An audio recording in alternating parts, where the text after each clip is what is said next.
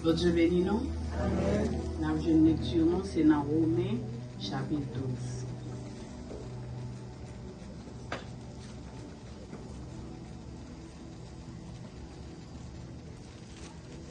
Romains, chapitre 12. Rappelez-vous. Je vous exhorte donc, frères, par les compassions de Dieu, à offrir vos corps comme un sacrifice vivant, saint, agréable à Dieu, ce qui sera de votre part un culte raisonnable. Ne vous conformez pas au siècle présent, mais soyez transformés par le renouvellement de l'intelligence, afin que vous discerniez quelle est la volonté de Dieu, ce qui est bon, agréable et parfait. Par la grâce qui m'a été donnée, je dis à chacun de vous de n'avoir pas de lui-même une trop haute opinion, mais de revêtir des sentiments modestes selon la mesure de foi que Dieu a départie à chacun. Car, comme nous avons plusieurs membres dans un seul corps, et que tous les membres n'ont pas la même fonction, ainsi, nous qui sommes plusieurs, nous formons un seul corps en Christ, et nous sommes tous membres les uns des autres.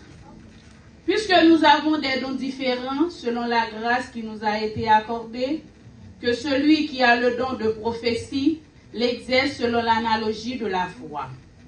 Que celui qui est appelé au ministère s'attache à son ministère.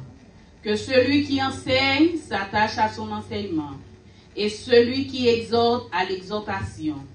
Que celui qui donne le fasse avec libéralité. Que celui qui préside le fasse avec zèle. Que celui qui pratique la miséricorde le fasse avec joie. Que la charité soit sans hypocrisie. Ayez le mal en horreur. Attachez-vous fortement au bien. Par amour fraternel, soyez pleins d'affection les uns pour les autres. Par honneur, usez de prévenance réciproque. Ayez du zèle et non de la paresse. Soyez fervents d'esprit, servez le Seigneur. Réjouissez-vous en espérance. Soyez patients dans l'affliction, persévérez dans la prière. Pourvoyez aux besoins des saints, exercez l'hospitalité.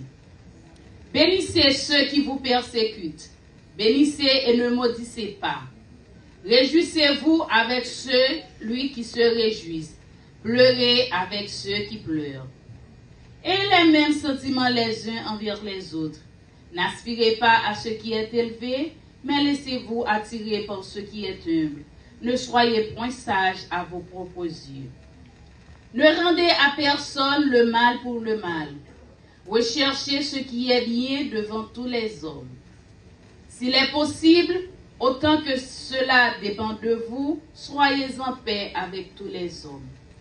Ne vous vengez point vous-même, bien-aimés, mais laissez agir la colère, car il est écrit, « À moi la vengeance, à moi la rétribution, dit le Seigneur. » Mais si ton ennemi a faim, donne-lui à manger.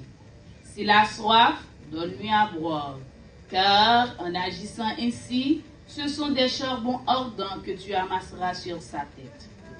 Ne te laisse pas vaincre par le mal, mais surmonte le mal par le bien.